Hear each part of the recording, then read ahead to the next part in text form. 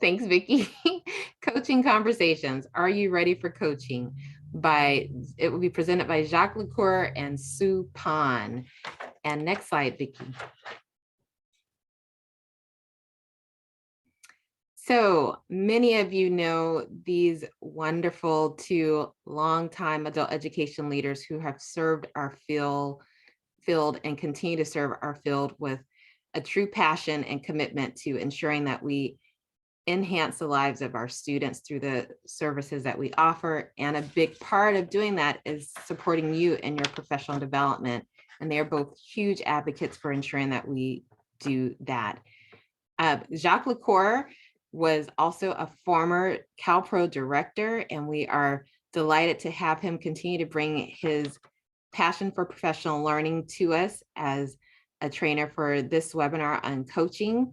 And Sue Pan served previously on the CalPro Professional Advisory Board and also brings with us a passion for professional learning and administrator support. And fortunately, the two of them also worked together for some time. And so this is just a wonderful opportunity to have them continue to share their expertise with the field. And with that, I will turn it over to Jacques to get us started. Welcome.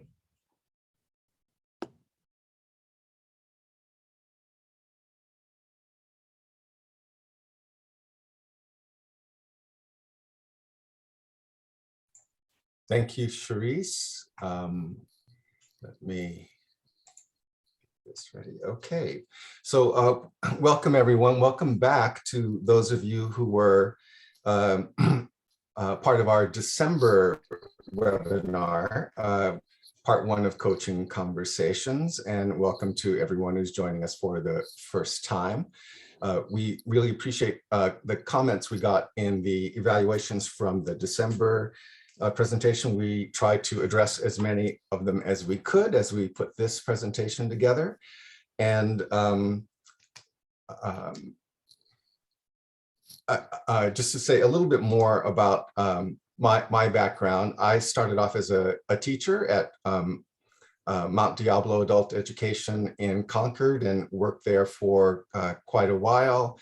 Then I had the pleasure of working for Oakland Adult and Career Education, where I had the specific pleasure of working with my dear friend and colleague, Sue Pan.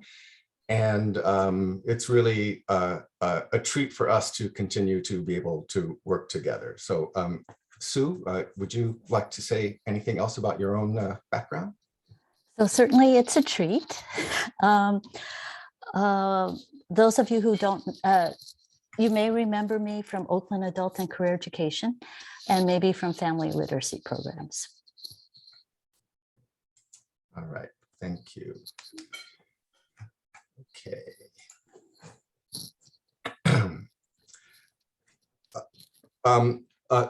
Vicki, would you mind putting the poll up? We'd like to know who you are as well, to get a sense of what kinds of diverse backgrounds and roles and jobs you bring to the table here for our session. Looks like we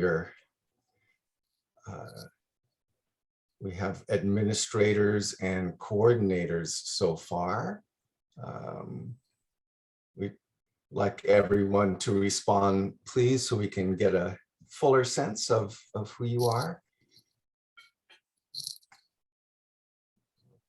Okay. Well, let's assume for the moment that this is a pattern that is going to be true. And we hope that as administrators and coordinators primarily in the audience, you find some good little nuggets that you can use to help for whatever kinds of coaching you are currently involved in or planning. So let's see. So our, let's see, sorry. So I'll go ahead. Yeah, go ahead. Sue. I'll talk about the title, Coaching Conversations. It's the title of this webinar series because we see conversation as the center of the coaching process. And we have also made efforts for the webinar format to be conversational. Our conversations today will include a panel, but due to limitations, conversations with you, the audience, will be via chat. However, we are heartened by your interest in coaching, and we hope that this series is the beginning of coaching conversations that you'll have among your colleagues and in the adult education field. The content for today's webinar comes from a wide variety of resources and reference materials, plus our own professional experience. Oh, I need to close my poll here, sorry. All right, there are many factors that contribute to successful coaching outcomes. Today, we'll examine two of these: planning guide, a culture that supports coaching.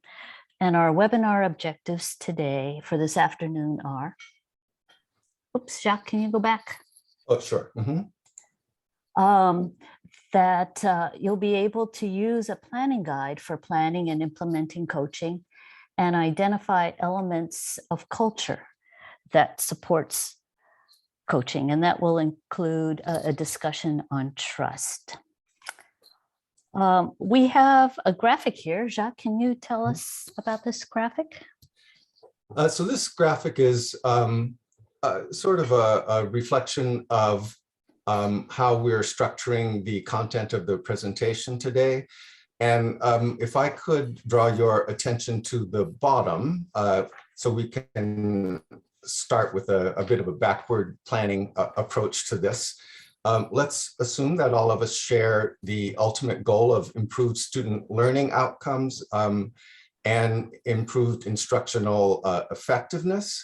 And what we are stressing today is that there's a way to get there through coaching, which involves looking at strategy and culture, both of which are essential, integrated, incredibly important. And so at the outset of the webinar today, I will go over some of the strategy information in those three categories that you see on the screen, and that are also reflected on the planning guide that was sent to you via email, and it's also linked in the chat in case you need to access it there. And then Sue will cover the content regarding culture. And then we'll hear from our esteemed guests, Stacy Falgout and Carol Hirota, and get a glimpse at what that might look like on the ground in action. And hopefully we can see some examples of strategy and culture that have come into play during our session today. So as you just heard, the agenda of today's webinar aligns with the graphic. Please feel free to share your thoughts in the chat as we go along. You can also continue the conversation with us after the webinar. Our email addresses are at the end. In the chat, can you please tell us a little bit more about your interest in coaching and how do you hope this webinar will assist you? So if you can take a few minutes to let us know about your interest and needs.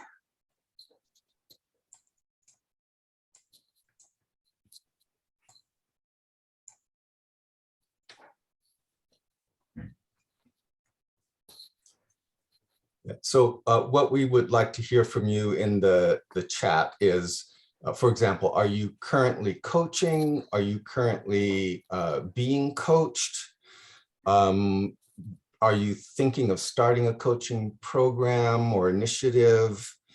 Do you already have one that you just might want to improve and hope to get some ideas from the webinar. We'd like to know your interest and your catalyst for being here. Thanks for getting us started, Kristen. Kristen's coaching and being coached. Gail's thinking of starting a coaching program. Great, to accompany professional development. That's great. Supporting teachers teaching remotely. Hi, Dave. He's currently coaching remotely with teachers not in his district. Interested in building trusting relationships with local teachers. Great. All right. Well, I think we'll be able to address some of these this afternoon. All right, another coaching and being coached and tough to coach veteran teachers. Yes, a very common experience. Okay, well, please continue to let us know what your impetus is for being here. Oh, good, more coming in. Thank you. We're getting a little sense of why you're here. That's helpful for us. So Jacques, several people stated that they're thinking about getting started or they're at the beginning of a coaching initiative. How can we get ready for coaching? Well, I think planning is a good place to start. And that's what the strategy section is all about. So let's dive right into this. Planning is really important. I'm sure everyone has seen or heard this expression before. It's true in this case too. So whether you are just getting started with coaching or just thinking about it, or already have a coaching initiative in place, what we're presenting here, we hope can just help you think more clearly and plan a little better for the future, or to make some adjustments if that makes sense for you regarding how to improve current efforts. So we'll be presenting some basic steps. The planning guide is a reflection of what you're going to see here in the strategy section. So if you want to follow along, that would be really good. All right, let's see. In December, we described a coaching situation where both Jacques and I felt that we really weren't coaching, but instead were advising. And in that case, we didn't have a plan. And we were mainly responding to urgent concerns and needs. Yeah, that situation seemed to improve a little bit. And when Sue and I were reflecting on how that occurred, we thought of that we did some course correction by following some of the tips that we're going to share with you today. Some of them, like clarifying goals, being really, really specific about exactly what we were working toward collectively, being more conscientious about progress checks along the way, and shifting into more of a piloting mindset for initial efforts, as opposed to a full implementation mindset. These are little adjustments that we made that really seem to improve the process. So if you've dived into a coaching initiative and you feel it's not going as smoothly as you like, we invite you to do the same, to check your own efforts with the steps and ideas that will be presented here and see where you might be able to shore up your initiative. So step one in the planning guide is to gather a coaching planning team. The team could be a combination of representatives of a school, of a consortium, lead teachers, folks involved in professional learning, planning, and delivery at your organizations, and some external partners and advisors for some guidance and feedback along the way. Excuse me, Jacques. how does a coaching planning team apply to individual coaching, such as administrative leadership coaching? Well, when we suggest a coaching planning team, it does kind of more easily lend itself to planning for institutions or organizations that are considering implementing a coaching system. But even for an instance of isolated or occasional coaching, much of this information is going to be quite applicable. And I think especially in terms of what to look for in coaching expertise, in clarity of coaching agreements, understanding coaching relationships, all of those things apply. And even if an organization is starting with an individual kind of coaching effort, please keep in mind that you might be laying the groundwork for what could become your coaching culture and your coaching system. So if that's going to be part of the professional learning that goes on in your organization, it could still involve a planning team with some knowledge and support roles in the effort. So I think this is about really being intentional, being as systematic as we possibly can, and keeping the bigger picture in mind. So I think that's kind of how it applies. So let's say that you have gathered your team. What's the team going to do? It's study and pre-plan. So I think a lot of us may start off in coaching thinking that it is a relatively logical, well understood thing. And I think a lot of us, when we start off that way, we discover there's a lot more to it than we may have expected. And there's an entire world of coaching expertise and research out there that we should draw from. So this is the reason behind studying and pre-planning. Study coaching, use data to inform and establish potential goals for your coaching initiative.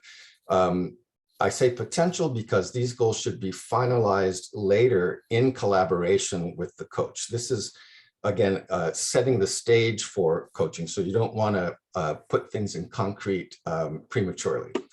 Study coaching and coaching models. They're individual models, team models, coaching from a distance models, high intensity and low intensity coaching.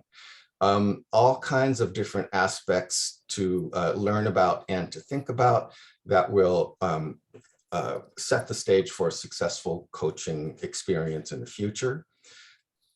Then outline some options. Think about what scale you want to take on, who the participants might be. Will you start small? Will you start with an entire program or school? These are really important considerations, and it's important to consider a lot of options before landing on the one that you think you're going to go forward with. And you do all of this because when you do finally select your coach, you want to be able to be clear about needs, and you want to be clear about initial expectations and clear about exactly how the coach can help.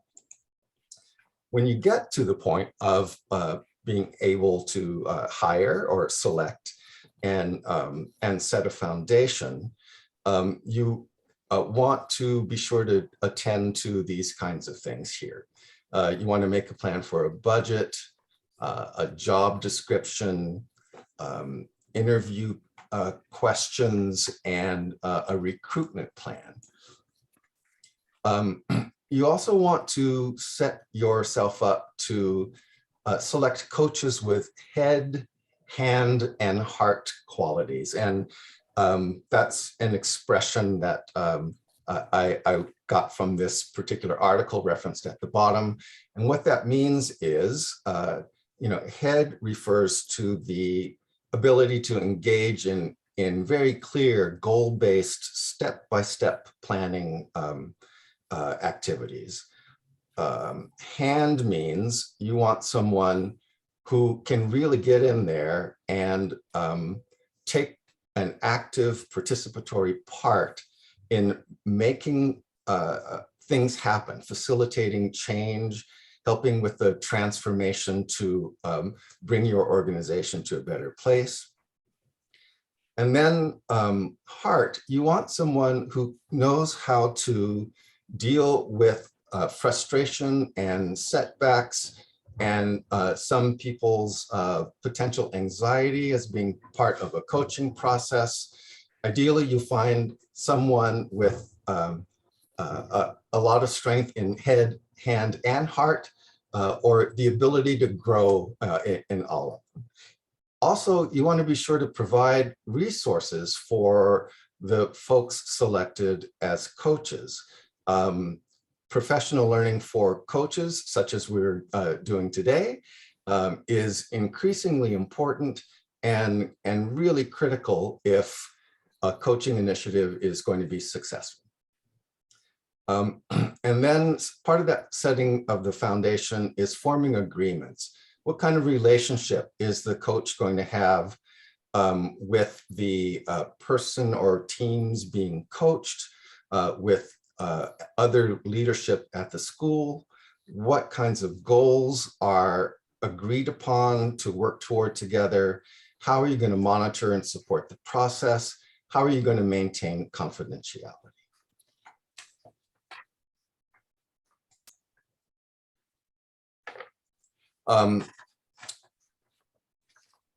Let's see, sorry.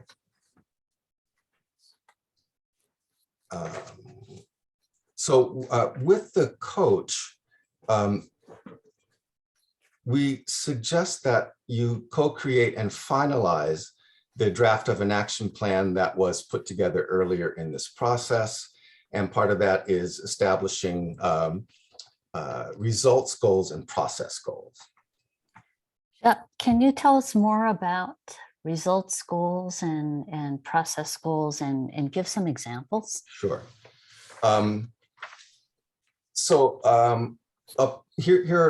Here's a process goal. And again, this is all about clarity in order to be transparent and clear about how the work will be structured and how it will be carried out. So a process goal, example here is the coach will work with 2 professional learning community teams, one in ESL and one in high school equivalency. And the coach will meet with each team twice per month and will facilitate teacher collaboration inside and outside of professional learning community working sessions. So that's just a kind of a basic kind of process goal. The results goal would be establishing clarity around what the collective anticipated outcome is going to be, what your measurable outcome is going to be. And so here's an example of that. Student achievement on common formative assessments will meet or surpass goals established by the professional learning community teams in years 1 and in year 2. And the second one, student achievement on standardized test items related to the team's focus will improve by 20% by the end of year 2. So these are examples of process and product and results goals that really help keep everyone on track together.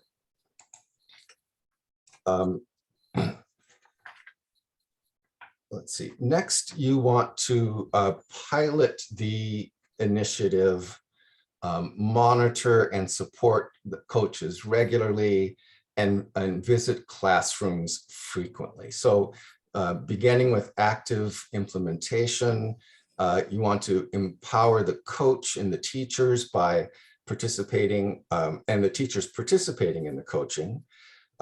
Be clear about expectations and processes when you communicate. Make sure the coach is seen as being in charge of the coaching activities, so that everyone goes to the coach with questions and answers. The coach is empowered to do what the coach is, and everyone understands that the coach is supposed to do in terms of leading to the goals. meeting with coaches regularly to monitor processes and results according to the data, monitoring the plans specified that in the co-developed implementation plan. The administrators basically stay behind the scenes if, assuming that there's instructional coaching going on, stays behind the scenes and really supports the coach. It's really important also to, for the person supervising the coach to get into classrooms. Again, I'm talking about an instructional coaching situation, because that's a certain kind of data collection that is really critical. Observing classrooms to check to see if the coaching effort is changing teaching and learning over time.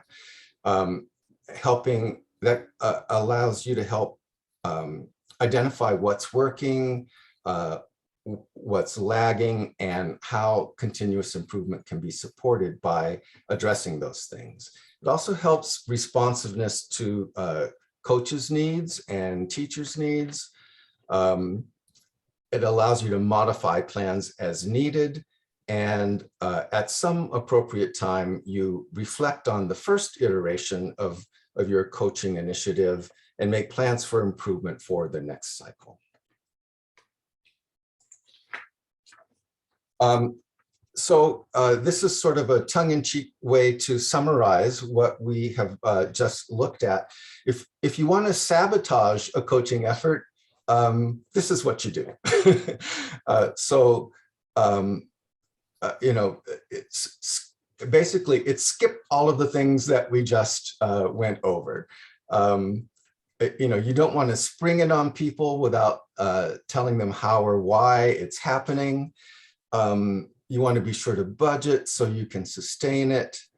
You know, you don't want to talk out of school so that people think that what transpires between coaches and the folks being coached is going to be public knowledge for everyone.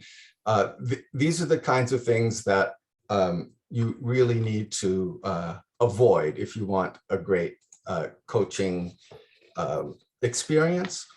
And these are other common mistakes. Coaching is not for supervision and evaluation, it's for development. So don't use it as an evaluation tool. The coach needs the time and space to actually do the work that the coach is assigned. It's not good practice to use coaching to fix challenging people. That sends a very negative message to folks who may receive coaching in the future. And coaches really need to be supported along the way. So we've covered a lot of territory here pretty quickly, but let me ask if you could please respond in the chat to either one or both parts of this question. What parts of the planning or implementation strategy seem most critical to you, or what parts seem most challenging to you and why? If you could let us know your initial reactions and reflections to the coaching strategy content, we would love to see that so that we can get a sense of what's on your mind regarding this strategy part of the coaching information. And Jacques and Sue, while people are responding, there was one comment that came in that was repeated, and that was regard to coaching veteran teachers. I wanted to make sure asked if there were going to be tips on specifically. Well, momentarily, I'll talk about coaching culture, the whole organization, and perhaps that will address some of the concerns about veteran teachers and trust in general. Jacques, do you have another comment to that?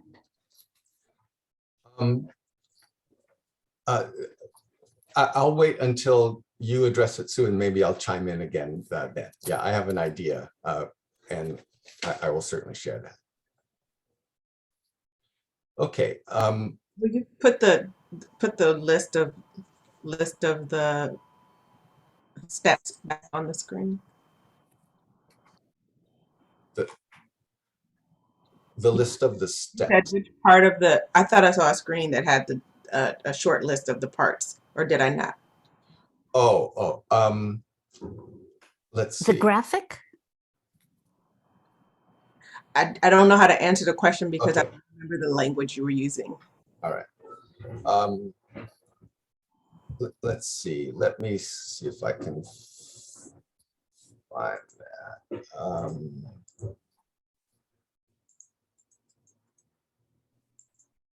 Or I think you can also Oops. reference the handout, Yeah. the planning guide. For some reason, I didn't get anything. So, but you can move on. Don't worry about me. I didn't Okay. get anything. And the handout, Oh.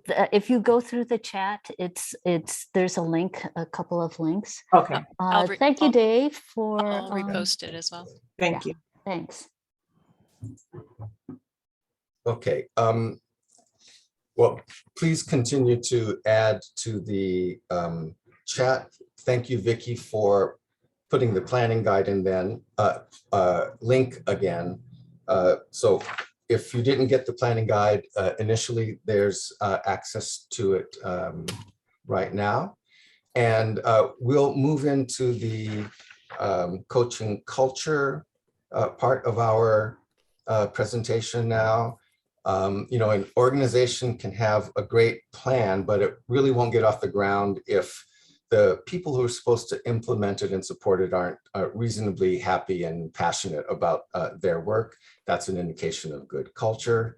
And Sue is going to walk us through culture.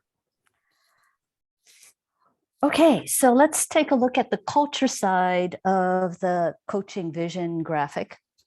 It's our work as instructional leaders to foster a strong coaching culture in our organizations, as well as to live it ourselves. And I think in addressing trust and veteran teachers, we as instructional leaders need to live the culture ourselves. So culture in general encompasses values and the behaviors and practices that can embody those values.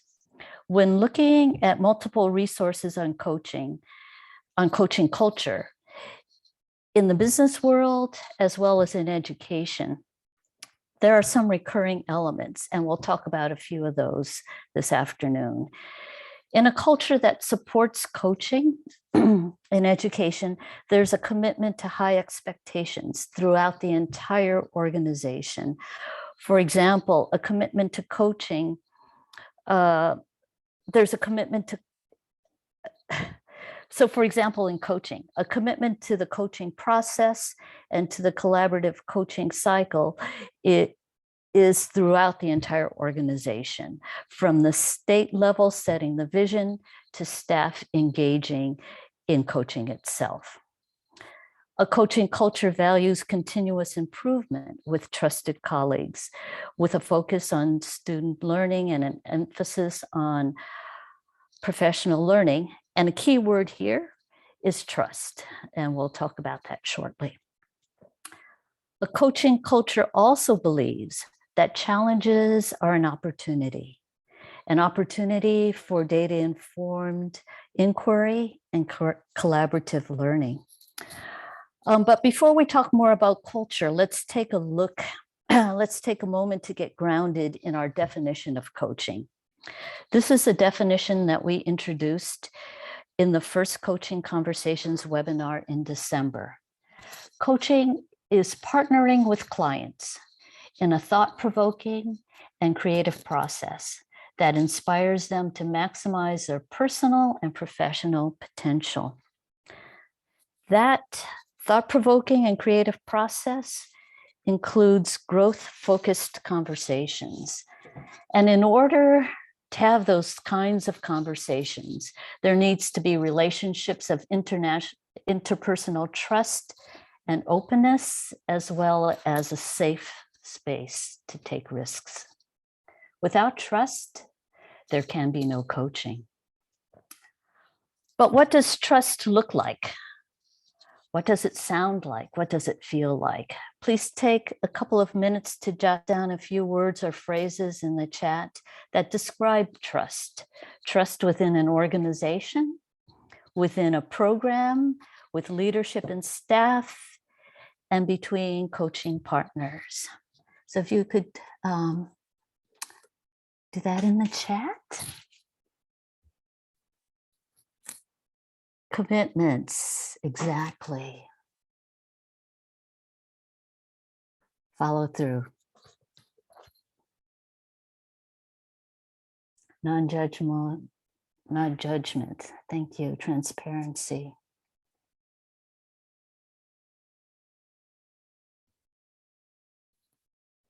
So some themes here already are relying on someone's word. That trust is intention being transparent and authentic, and that people are present in mind and in heart, and people are honest. I'd like to note that Jim Knight, a national researcher on instructional coaching practices, identifies 5 qualities in a trusting relationship. And he emphasizes stewardship. By stewardship, he means having the person's best interest at heart and instilling confidence. And this is particularly important with those who are different from ourselves, different demographically, geographically, are among some of those differences. So I'm going to move on in the interest of time. So how can trust be developed? There are a couple of levels, a personal level and a structural level. So let's talk about cultivating trust on a structural level first. Community agreements and meeting norms can help lay the foundation and space for trust. Elena Aguilar notes that many of us have not experienced norms as meaningful tools. However, meeting norms have the capacity to serve us and can address a blend of personal and collective needs. And this involves taking the time to collectively establish norms, clarifying what they mean, making norms visible, and creating structures for accountability. And one of these strategies for accountability is having a process observer in a meeting who gives us feedback on our adherence to meeting norms. If any of you have had or would like to share your experience with process observing, please do so in the chat as I continue on. So now let's talk about developing trust on a more personal level. We have all engaged in team building activities, but I challenge us to think of activities that go beyond learning about each other and that help build our confidence in our colleagues, activities that build personal and professional appreciation and respect. And here are 3 of Elena Aguilar's suggestions, which I saw some of you mention before. Keeping commitments and expect others to keep theirs. So for example, if your PLC agrees to bring in student work, you keep your commitment and you expect others to bring in student work. Another is to apologize and say when you don't know. Take responsibility when you've made a mistake and own your own area of growth. And I think some of you mentioned this in being transparent. A third suggestion of hers is to reflect regularly on the team process. And Elena offers several tools. And some of you mentioned here, you're wanting ideas and tools. This is in her book that's in the resources. So one of these tools is a team temperature check. And one of those checks is, I show up as my best self to our team meeting. Jacques, do you have another idea to share which builds trust? The one that comes to mind for me, Sue, has to do with getting started, and getting started in a way that is open and inclusive. And often that means, I think, simply coming to an agreement with everyone that you're piloting something, that you're trying something new, and not starting off by imposing a prefabricated approach. I think people relax a little bit more and are more willing to be open and to trust when you lay the groundwork by saying we're experimenting, we're piloting, we're trying something, we're going to see together how it works out. I think people feel more likely to trust that kind of process when they know that they can be a part of it and have a say in improving it as well. Wise advice, dear friend. I looked in the chat to see if there were any comments about process observing, not at the moment. But developing trust came up as a topic of interest in December, and I think it continues to be a challenge for many of us. And I hope that some of these ideas are helpful and will encourage you to continue discussions about trust with your colleagues. Dave had mentioned conversation and communication. A strong coaching culture is characterized by conversation and dialogue with trusted colleagues. Staff are prepared to engage in honest and sometimes challenging conversations. As we discussed in December, as coaches, Jacques and I strive toward facilitating discussions which support new ways of thinking through reflection and analysis. Open questions are a way to help clarify and explore and probe thinking. You may remember Jacques' example about preparing a list of 16 questions for a coaching conversation. 2 of those questions were, what does it mean? And what would it look like?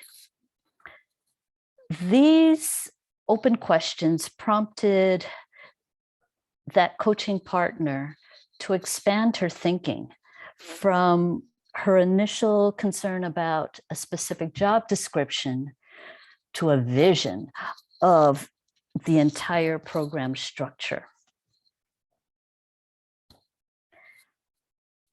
On screen is also a question that Michael Bungay-Stanier explores in The Coaching Habit. And that question is, what is the real challenge here for you? This is a focusing question that prompts deeper thought beyond the initial issue. And it includes thought about the person who's dealing with the challenge. And as Dave mentioned in the chat, on the other side of conversation is listening. Jim Knight describes good listening as genuinely wanting to hear what the other person wants to say. And I think we're all familiar with active listening and clarification strategies. In addition, Elena Aguilar describes listening deeply and different kinds of listening deeply. A quiet listening space is a strategy where the coach doesn't share opinions, experiences, or feelings. Coaches don't give advice or suggestions. In this quiet listening space, the speaker feels empowered to explore their own thoughts, feelings, and experiences. They feel acknowledged, recognized, and validated. A quiet listening space can also include pauses, even silence. When working in teams with some members, when working in teams where some members dominate conversations, pauses can allow other voices to be heard. Intentional listening is another strategy for listening deeply. It's when coaches listen for assumptions, interpretations, and underlying beliefs. Often these are unsaid. Instructional leaders can foster a listening culture within your teams with protocols such as dyads. And these protocols can be found on the School Reform Initiative website, listed in our resources in your handout. I'm going to quickly, in the interest of time, move through this. In the spirit of continuous improvement, a coaching culture values inquiry, curiosity, questioning, exploration, and self-reflection. It's not settling for the quick and simple answer. And whether you are a new teacher or old teacher, we still we are still curious. And a quick example, an adult education teacher's curiosity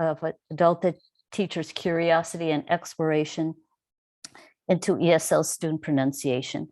The teacher asked, what are common mistakes students might have? Do these mistakes impede understanding? What pronunciation skills help with reading and phonics and with listening and understanding? And an analysis found patterns based on linguistic background. And as a result, the teacher and the instructional assistant were able to provide individual and small group minimal pair practice. And Jacques, I think you have a couple of thoughts about data and inquiry. Yeah, I think from my experience, one thing I've learned is that expert use of data really implies inquiry and exploration.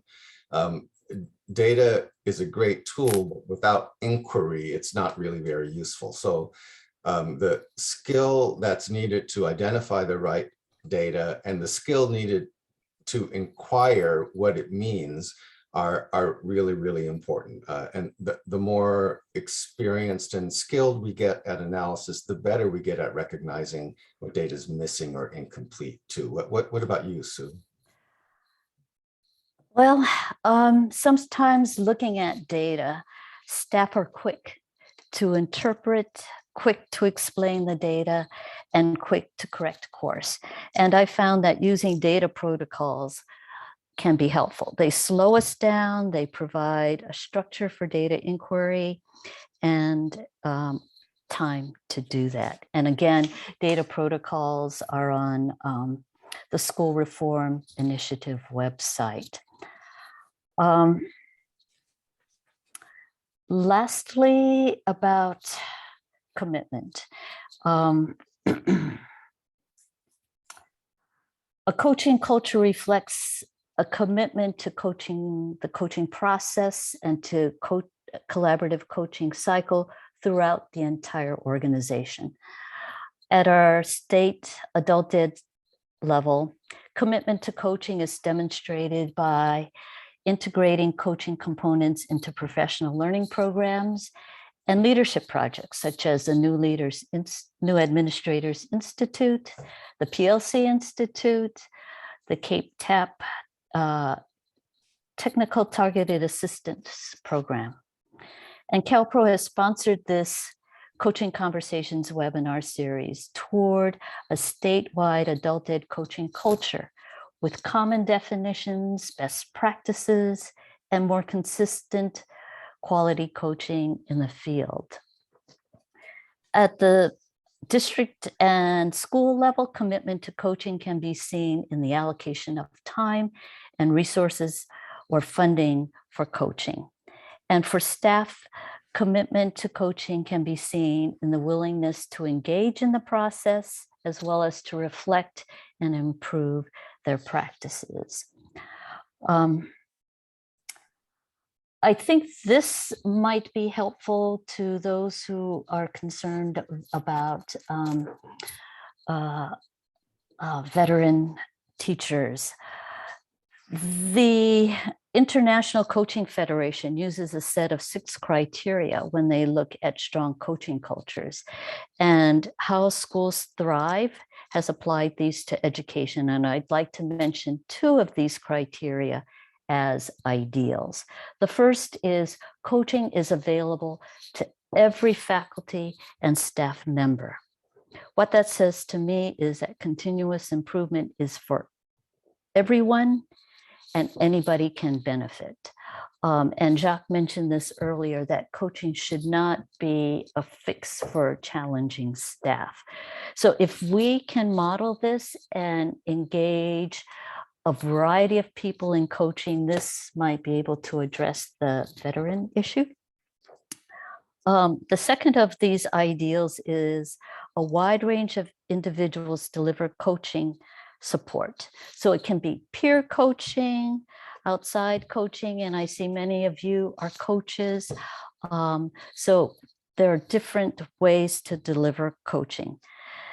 These are 2 ideals. When you're starting off, start small. In your planning process, determine your capacity of what can be managed. And then, as Jacques says, pilot, and pilot with quality, with the intention to expand. Okay, I'd like to ask folks to offer some responses in the chat.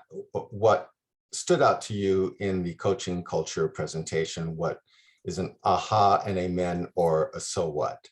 And but we are realizing that we're running a little short on time, and we want to make sure that we give our guests their proper time. So welcome again to Stacy Fagu, the director of West Kern Adult Education Network, the consortium, and Carol Hirota of the CAPE Targeted Technical Assistance Program, for joining us to share their coaching experiences. They've been working together for about 9 or 10 months in a coaching relationship. And they're going to be sharing with us now. As they're sharing, I'd like to ask you to please listen for and note evidence of a planning of what we just reviewed in the strategy planning guide part of the webinar today, and in the culture part of the webinar today. See if you recognize anything that that we've just covered in what they share. So to get started, I'd like to ask both Stacy and Carol,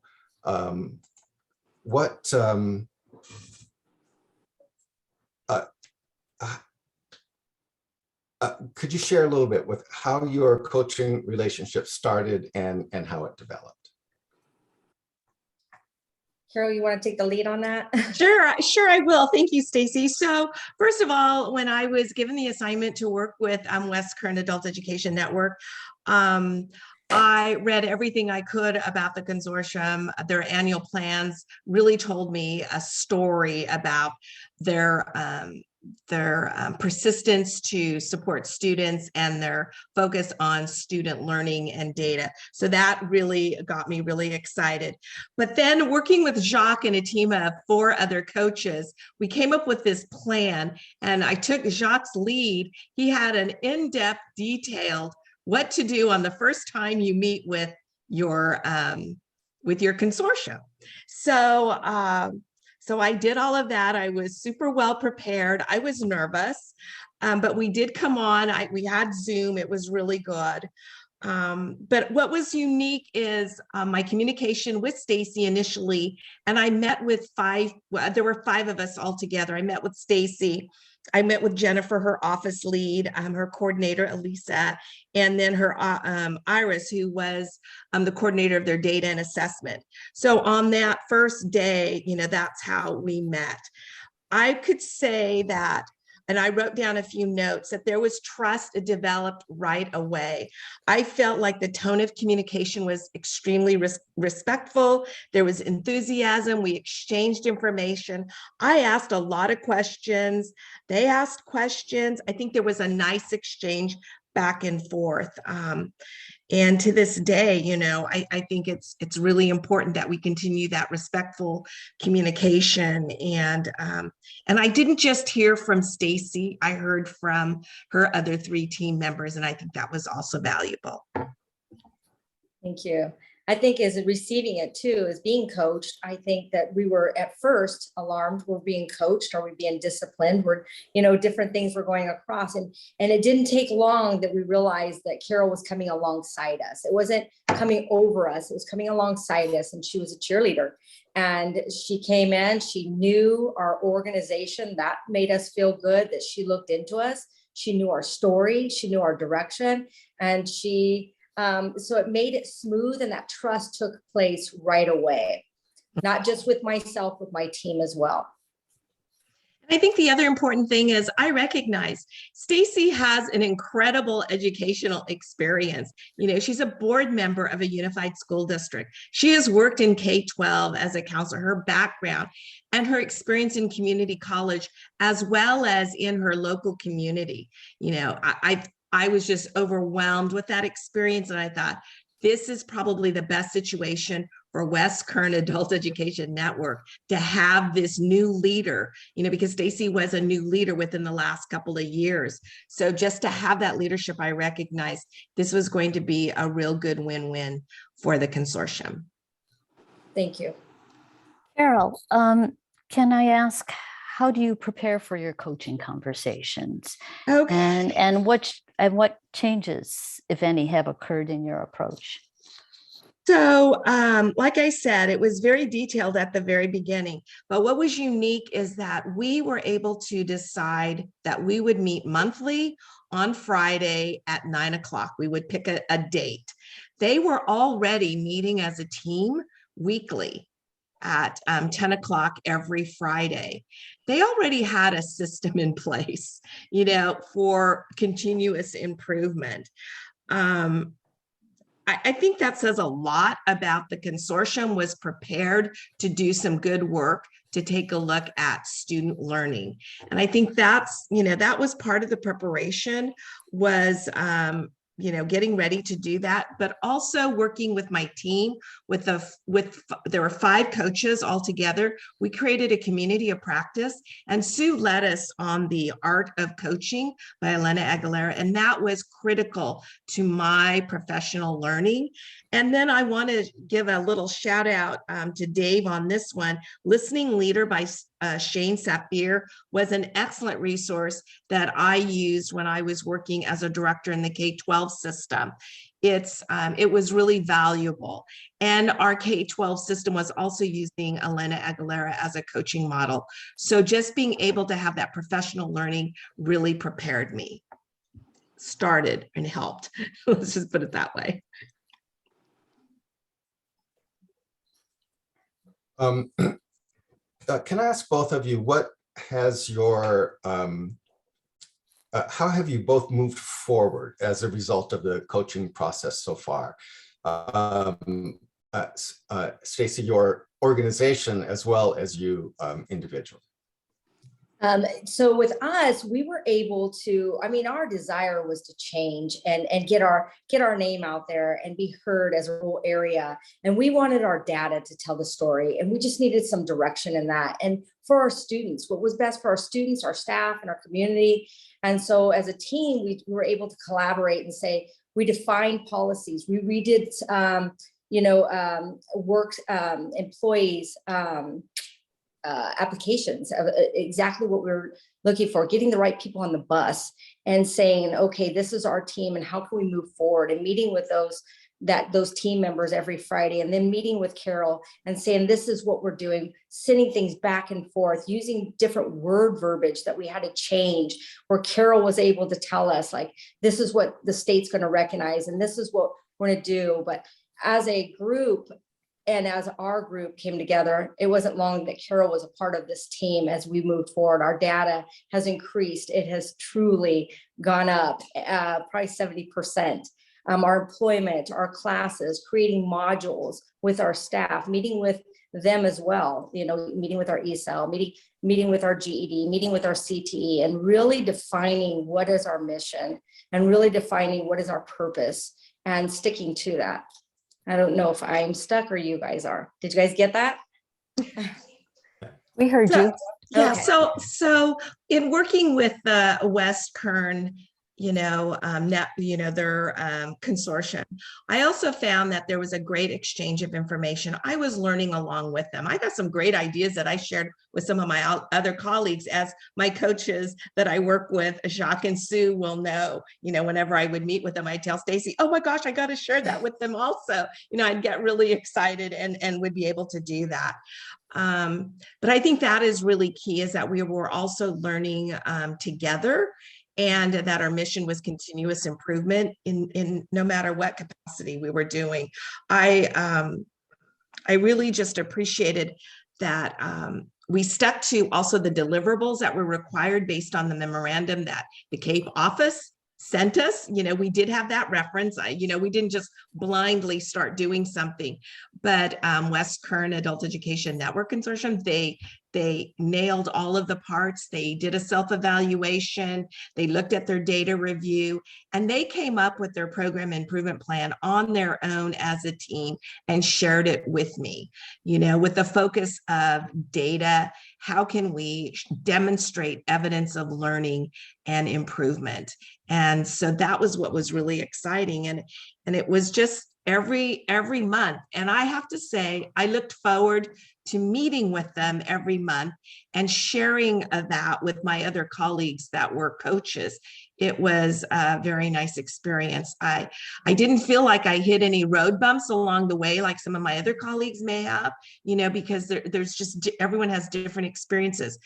But we were working together, and they had so many things in place that I think made this coaching experience together so easy to do.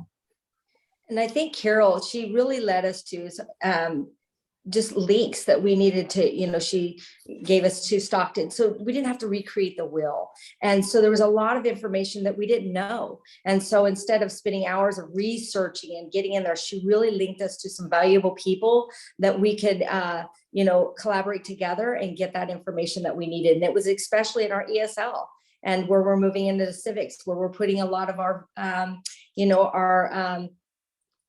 where we want to go in that direction of helping. So she was a huge part of that.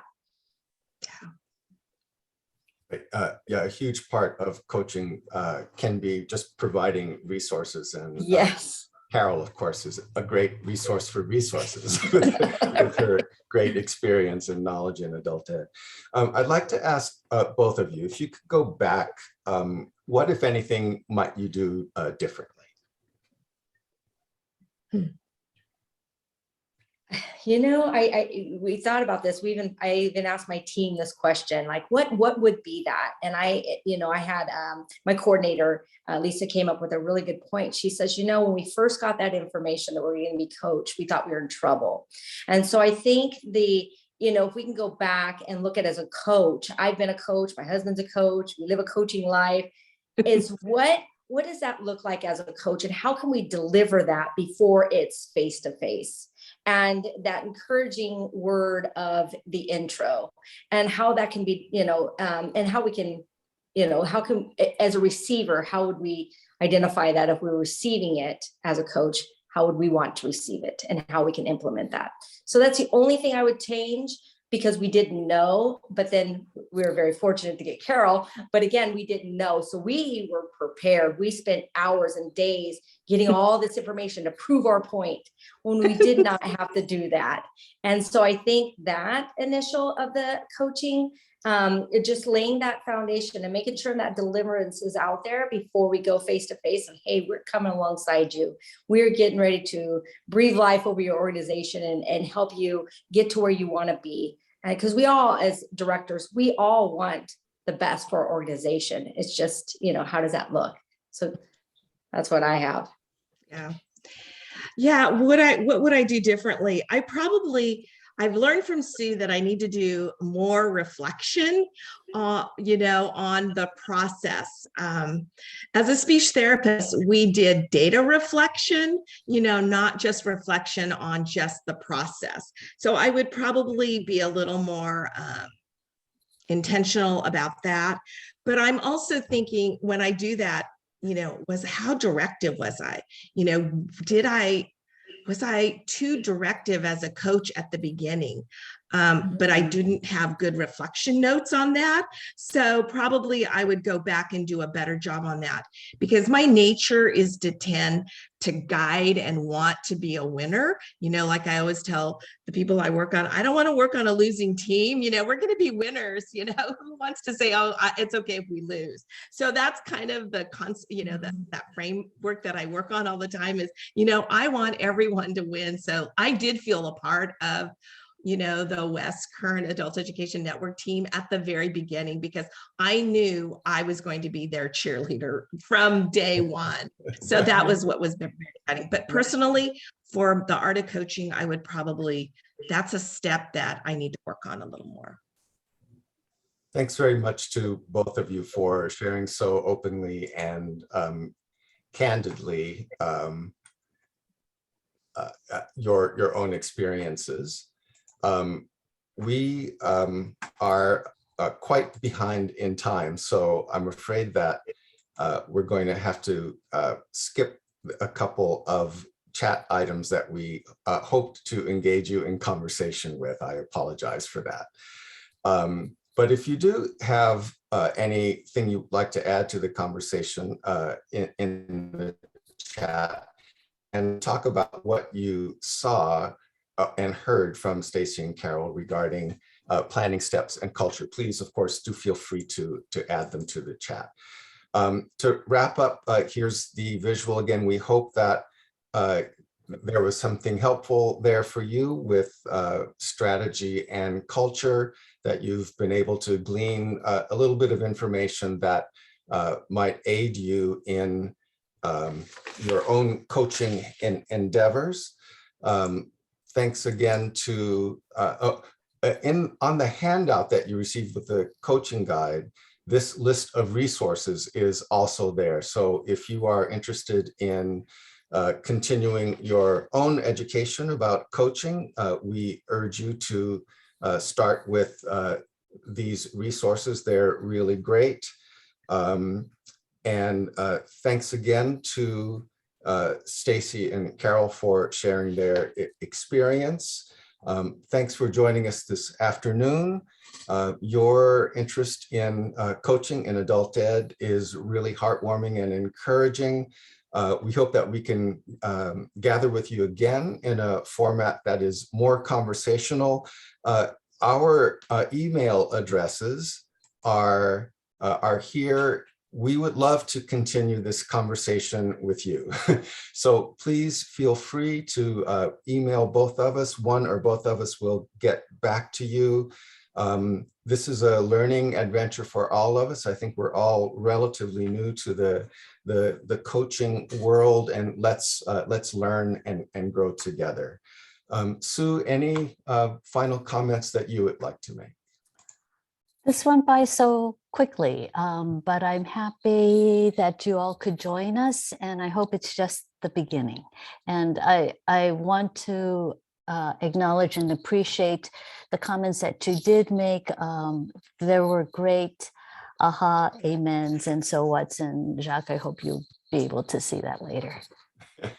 Well, I want to thank both Sue and Jacques and Stacy and Carol. This was wonderful, and we appreciate being able to have this as one of the CalPro Administrators Forum webinars. We too look forward to continuing the conversation. Vicki has included the webinar evaluation in the chat. We would also ask that you suggest ideas for future webinars, things that you are needing in the field now, things that are pressing on your decisions and how you are having successful programs. So thank you all again very, very much. This was wonderful. And we wish you a wonderful rest of the afternoon. Thank you very much. Bye, everyone. Thank you, guys.